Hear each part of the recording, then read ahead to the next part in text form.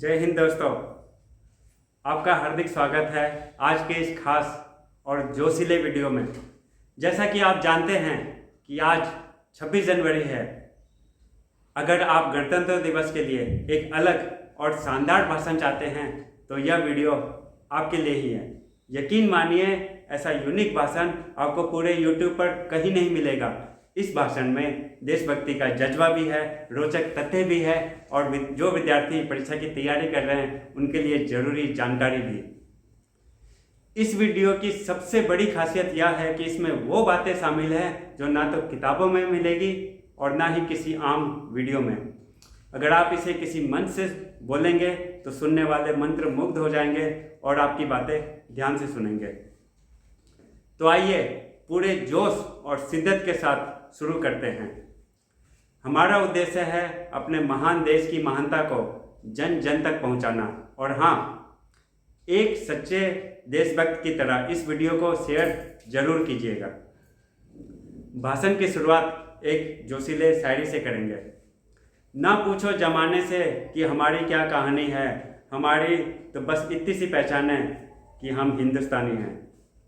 मेरे प्यारे देशवासियों, आप सभी को गणतंत्र दिवस की हार्दिक शुभकामनाएं। हम आज भारत के 77वें गणतंत्र दिवस का उत्सव मना रहे हैं। यह दिन हर भारतीय के लिए गर्व और सम्मान का प्रतीक है। 26 जनवरी 1950 को हमारे देश का संविधान लागू हुआ था, जिसने भारत को एक पूर्ण लोकतांत्रिक गणराज्य बनाया। स्वतंत्रता हमें 15 अगस्त 1947 को मिली थी, लेकिन सही मायने में शासन करने के नियम हमें संविधान से मिले। डॉक्टर BR अम्बेडकर के नेतृत्व में बना हमारा संविधान दुनिया का सबसे बड़ा लिखित संविधान है। यह हमें समानता, स्वतंत्रता और न्याय का अधिकार देता है।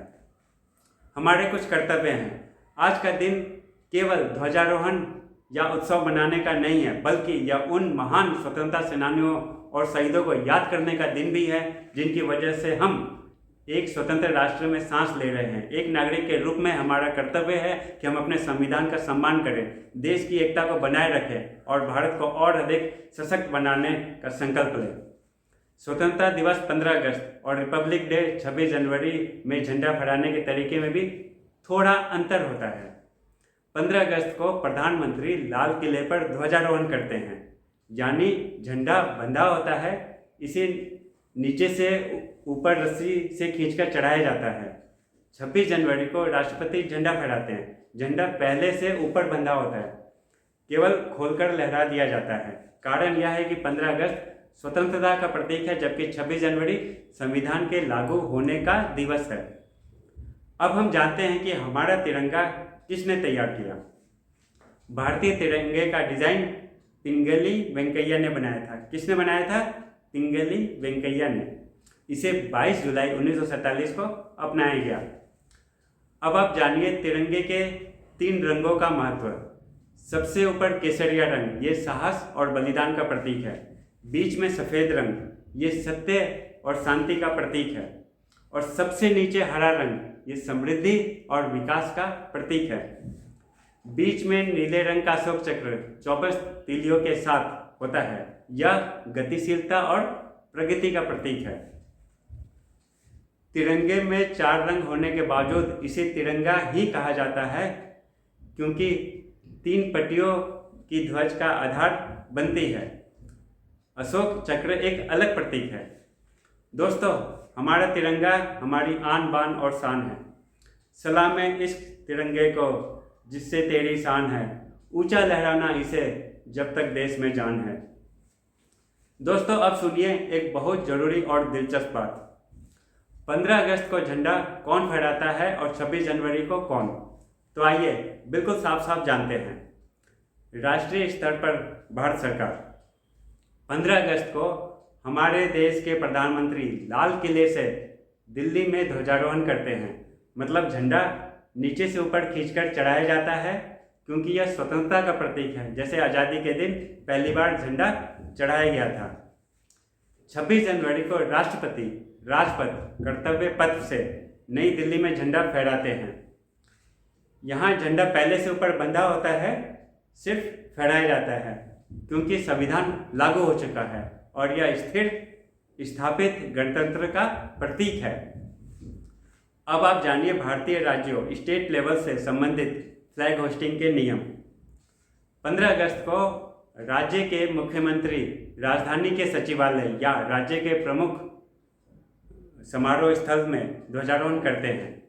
इसका कारण यह है कि मुख्यमंत्री राज्य सरकार के मुखिया होते हैं और यह दिन सरकार के कार्यकारी प्रमुख द्वारा जनता को संबोधित करने का होता है। 26 जनवरी को राज्य के राज्यपाल झंडा फहराते हैं। इसका कारण यह है राज्यपाल राष्ट्रपति के प्रतिनिधि होते हैं और गणतंत्र दिवस पर संविधान के तहत सर्वोच्च पद के रूप में झंडा फहराने का अधिकार उन्हीं को है। अभी मैं आपको एक रोचक जानकारी दे रहा हूँ स्टेट्स में फ्लैग होस्टिंग के बारे में। आज़ादी के शुरुआती दिनों में कई राज्यों में यह भ्रम था कि 15 अगस्त और 26 जनवरी के दिन झंडा कौन फहराएगा, मुख्यमंत्री या राज्यपाल।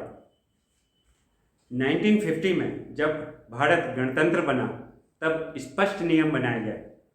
स्वतंत्रता दिवस 15 अगस्त के दिन कार्यपालिका प्रमुख चीफ मिनिस्टर, गणतंत्र दिवस 26 जनवरी के दिन संवैधानिक प्रमुख गवर्नर।